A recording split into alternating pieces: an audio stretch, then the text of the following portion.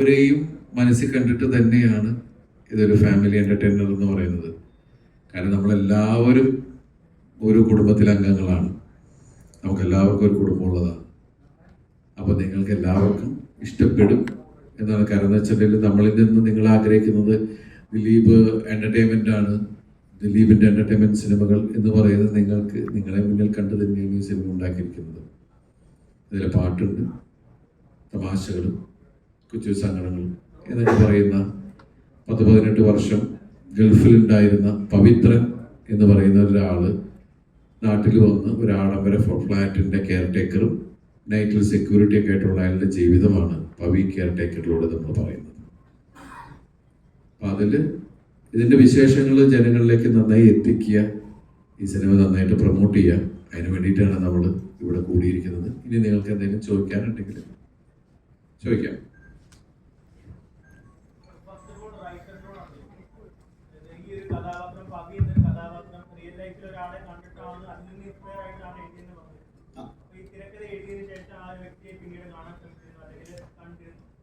ഇല്ല ഇല്ല, അത് അതിൻ്റെ ഒരു കാര്യം എന്ന് പറഞ്ഞാൽ എല്ലാ സ്റ്റോറീസും ഇതുവരെ നമ്മൾ വായിച്ചിട്ടുള്ള എഴുതപ്പെട്ടിട്ടുള്ള എല്ലാ സ്റ്റോറീസും റിയൽ ലൈഫ് തന്നെയാണ്. നമ്മൾ ഈ കാണുന്ന കഥകളൊക്കെ ആരൊക്കെയോ എവിടേക്കോ ജീവിച്ചിട്ടുണ്ട്. നമ്മുടെ കൺമുമ്പിൽ ഒരു പ്രത്യക്ഷ ഉദാഹരണമായിട്ട് അവർ വരുന്നില്ലെങ്കിൽ പോലും ആരുടെയൊക്കെയോ ജീവിതം മോഷ്ടിച്ചാണ് നമ്മൾ കഥകൾ ഉണ്ടാക്കുന്നത്. എൻ്റെ ഭാഗ്യത്തിന് ഇങ്ങനെ പവിത്രൻ്റെ ഒരു ക്യാരക്ടർ എൻ്റെ മുമ്പിൽ വന്നുപെട്ടു. അയാളുടെ സങ്കടങ്ങൾ എൻ്റെ മനസ്സിനെ സ്പർശിച്ചു. ആ സ്പർശമാണ് എഴുതാനുള്ളൊരു സ്പാർക്കായിട്ട് വന്നത്. പിന്നീട് അദ്ദേഹത്തിൻ്റെ പുറകെ ഞാൻ പോയിട്ടില്ല. അതാണ് സത്യം. എന്താണെന്ന് വെച്ചാൽ പുള്ളിയുടെ പുറകെ പോയി കഴിഞ്ഞാൽ പുള്ളിയോട് ഇതിനെക്കുറിച്ച് കൂടുതൽ പറഞ്ഞു കഴിഞ്ഞാൽ അതിന് വേറെ കേസ് വരും, ജസ്റ്റ് സ്റ്റോറി റൈറ്റ് വെച്ചിട്ട്. അതായിരിക്കും ഉദ്ദേശം, ഉണ്ടായിരിക്കും.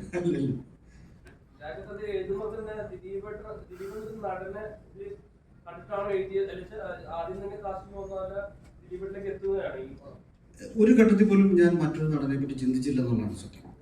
അത് വിനീതുമായിട്ട് നമ്മൾ ഡിസ്കസ് ചെയ്യുന്ന ഫസ്റ്റ് ഫേസിൽ തന്നെ വിനീത് ആരാണെന്ന് ഓപ്ഷൻ എന്നോട് ചോദിക്കുന്നതിനും വരെ ഞാൻ മിണ്ടാതിരുന്നു. അദ്ദേഹം പല ഓപ്ഷൻസ് വെച്ചിട്ടില്ല, നമ്മൾ രണ്ടുപേരും. അപ്പോൾ വിനീതിന് എൻ്റെ മനസ്സിൽ ആരാന്ന് അറിഞ്ഞുകൂടായിരുന്നു. അപ്പോൾ ലാസ്റ്റിലാണ് അതെല്ലാം കേട്ട് നമ്മൾ ആലോചനയുടെ ഒരു സെക്കൻഡ് ഘട്ടത്തിലാണ് നമുക്കിത് ആരാണ് രാജേഷിൻ്റെ മനസ്സിൽ ആരാണെന്ന് ചോദിച്ചു. ഞാൻ പറഞ്ഞു ദിലീപേട്ടനാണ് എൻ്റെ മനസ്സിലുള്ളത്. അതിപ്പോഴും പവിത്രന് വേറൊരു ഓപ്ഷൻ എൻ്റെ മനസ്സിൽ വന്നിട്ടേ ഇല്ല, എഴുതുന്ന ഒരു ഘട്ടത്തിൽ പോലും വന്നിട്ടില്ല.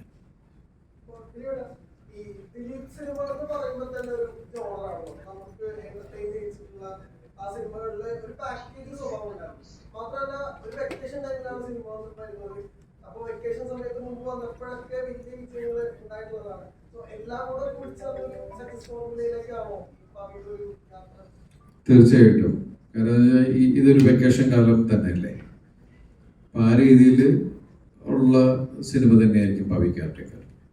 അപ്പം അതിൻ്റെ ട്രെയിലറും കാര്യങ്ങളൊക്കെ കാണുമ്പോൾ എല്ലാ ഒരു ഘട്ടങ്ങളിലൂടെയും പോയിട്ടുണ്ട് ഈ പവി. നിങ്ങളെ ചിരിപ്പിക്കും, ചിലപ്പോൾ എനിക്കത് കറക്റ്റ് അറിയില്ല, അയാളെ ഫീൽ ചെയ്യിപ്പിച്ചേക്കാം. നല്ല പാട്ടുകളുണ്ട്, എല്ലാം കൂടി ചേർന്ന ഒരു സാധനം എന്ന് പറയില്ല. നിങ്ങളെൻ്റെ ഇതിനു മുമ്പുള്ള ഒരുപാട് സിനിമകൾ നിങ്ങൾ കണ്ടിട്ടുള്ളതാണ്. അതുപോലെ നിങ്ങൾക്ക് എനിക്കിഷ്ടപ്പെട്ട ഒരാളാണ് ഈ പവിത്രൻ.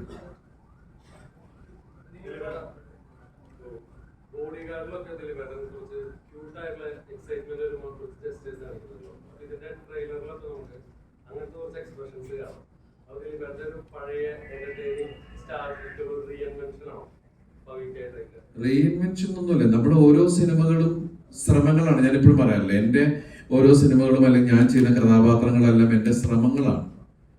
ചില ശ്രമങ്ങൾ നമ്മൾ ഗംഭീരമായിട്ട് വിജയിക്കും, ചിലത് അടിക്കൂല, ചിലത് അടിക്കും എന്നൊക്കെ പറയുന്നുള്ളൂ. എല്ലാം ശ്രമങ്ങൾ മാത്രമാണ്. അപ്പോൾ ഇതിൽ പവിത്രൻ എന്ന് പറയുന്ന ഇദ്ദേഹം ശരിക്കും പറഞ്ഞാൽ മറ്റുള്ളവരുടെ കാര്യങ്ങൾക്ക് വേണ്ടി ജീവിച്ച് മുന്നോട്ട് പോകുന്ന ഒരാൾ. അയാൾ ജീവിതത്തിൽ അയാളുടേതായിട്ടൊരു ജീവിതം കെട്ടിപ്പടുക്കാൻ അയാൾ വിട്ടുപോയി.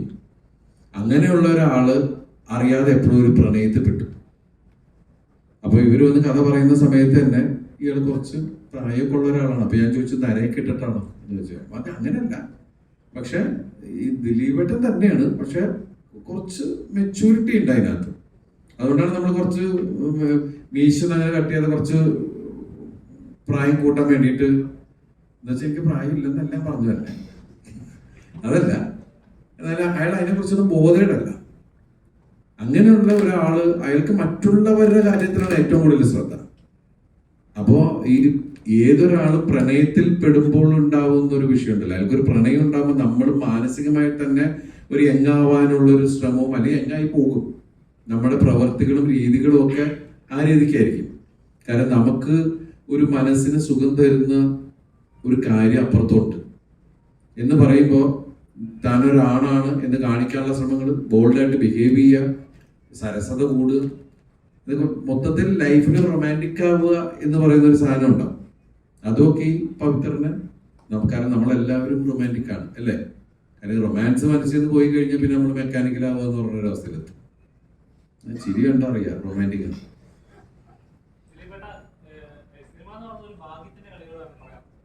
അതെ,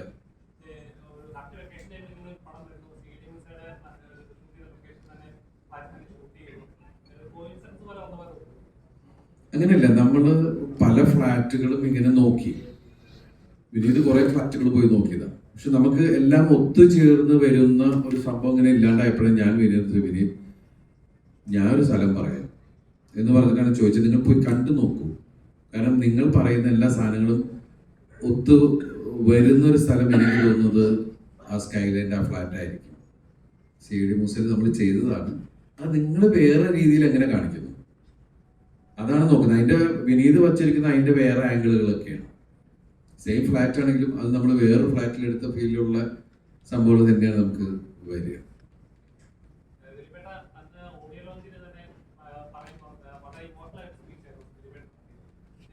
അത് മറ്റുണ്ടാവില്ല. സംസാരിച്ച് കുറെ കാലമായിട്ട് തന്നെ എന്ന് പറയുമ്പോൾ നമുക്ക് നാച്ചുറലി ഉണ്ടാവുന്ന ഒരു സംഭവം. അത് പിന്നെ പെട്ടെന്ന് ഞാൻ അതിൽ നിന്ന് തന്നെ വേറെ വഴിക്ക് പോയത്.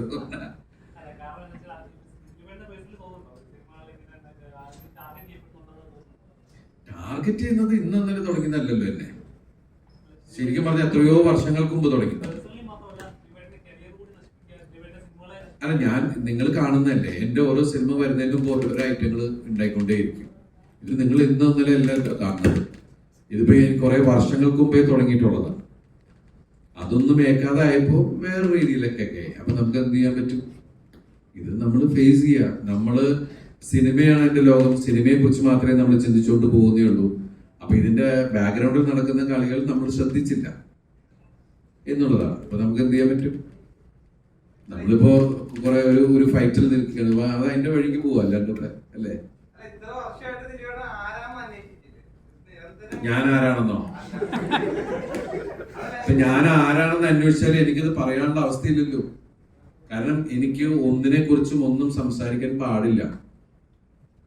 അതാണ് അങ്ങനെ. എന്റെ വിഷയം എന്ന് പറഞ്ഞത് ഒരു ആരോപണം എടുത്തിട്ടിട്ട് പിന്നെ എന്നെ കാണുന്നവന്മാർ മുഴുവൻ അവിടെ ഇവിടെ നിന്ന് അടിക്കുക, വായി തോന്നുന്ന പറയാന്ന് പറയുമ്പോഴും എനിക്ക് ഒന്നും പറയാൻ പറ്റുന്നില്ല. തിരിച്ച് എനിക്ക് പറയാൻ പാടില്ല. കാത്തിരിക്കാം, നമുക്ക് പ്രാർത്ഥിക്കാം. അതിന് വേണ്ടിയിട്ടാണ് ഇത്രയും പ്രശ്നങ്ങൾ ഉണ്ടായിട്ടും ഈ നമ്മുടെ ഈ ഫാൻസും ഈ ജനങ്ങളും തന്ന ഒരു ഊർജ്ജമല്ലേ ദിലീപേട്ടനെ സ്റ്റിൽ ഇവിടെ നിർത്തുന്നത്. അപ്പോൾ ഈ ഒരു പവി എന്ന് പറയുമ്പോൾ നമുക്കറിയാം, നമ്മുടെ മാധവൻ, ഉണ്ണി, ഇതെല്ലാം നമ്മുടെ മനസ്സിൽ ഒരുപാടുള്ളതാണ്. ഈ പവിയും അതുപോലെ നമ്മുടെ ഉള്ളിൽ കയറും. അത് കയറുന്നതാണ് എൻ്റെ വിശ്വാസം. കാരണം പവിയെ നിങ്ങൾക്ക് നേരിട്ട് അറിയാം.